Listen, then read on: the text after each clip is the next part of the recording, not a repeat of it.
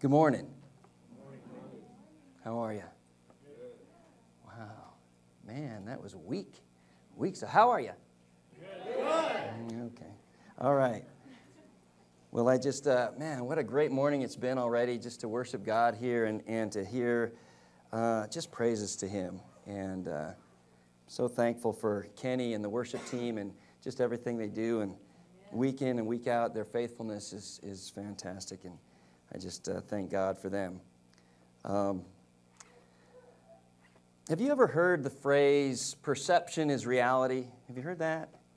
Or maybe you've seen videos that talk about using your mind to bring about a desired result, kind of a mind over matter kind of teaching. Have you heard of this? Have you seen some of these kinds of things?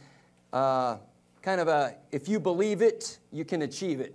Are you familiar with some of these?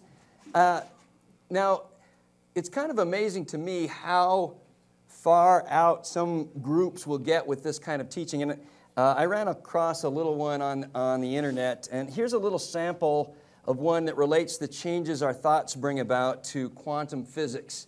We're going to only watch just a couple minutes of it, but I want you to get a little idea of that. So go ahead.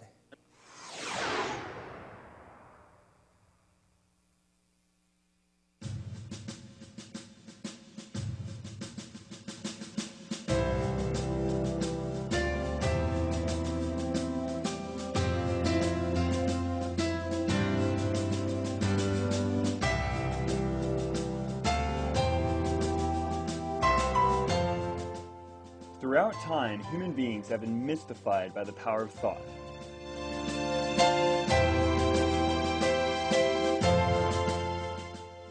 Countless legends, myths, and social explanations surround the topic of thought, but few people understand the facts about how our thoughts impact our lives. For many years, unusual observations and experiences have been labeled bizarre, paranormal, and sometimes were even considered unexplainable coincidences. But as recent studies demonstrate, there appears to be a consistent connection between the mind and physical matter.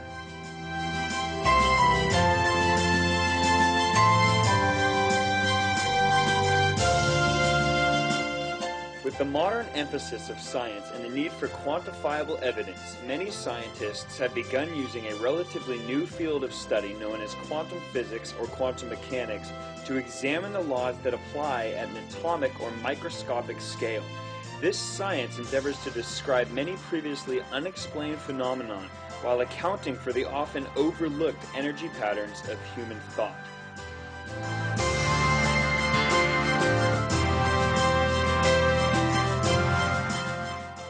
Now, obviously, I mean, that goes on for another 8 minutes or so, but I just find it amazing how science is so quick to leave God out of the picture of any of that.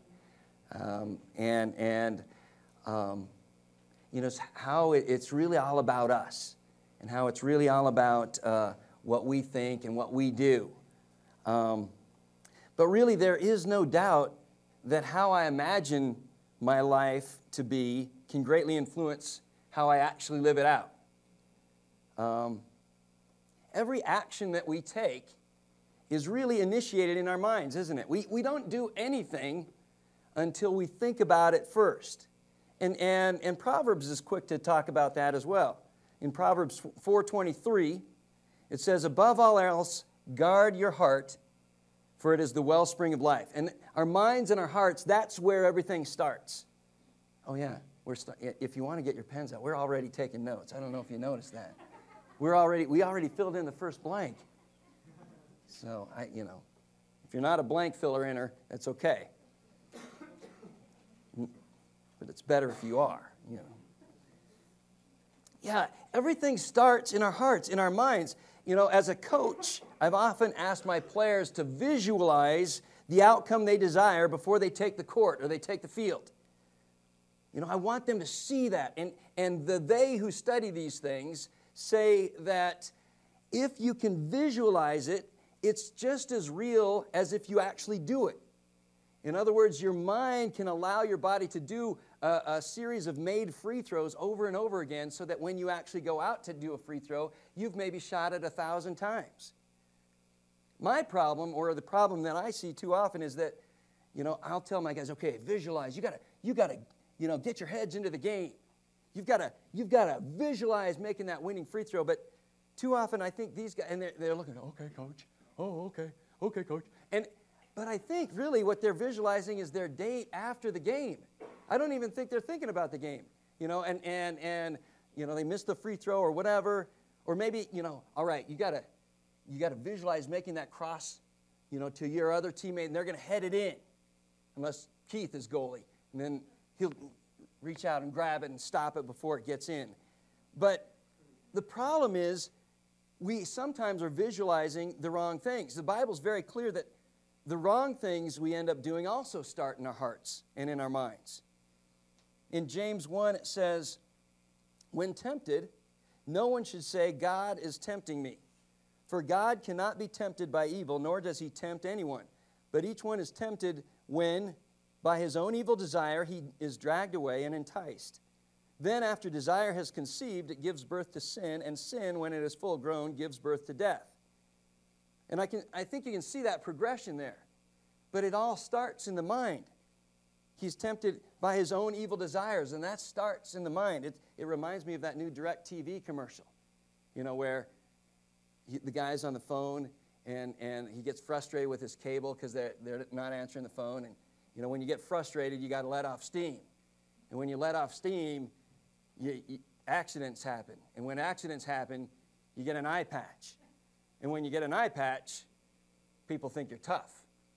And when people think you're tough, they want to see how tough. And when people want to see how tough, you wind up in a ditch.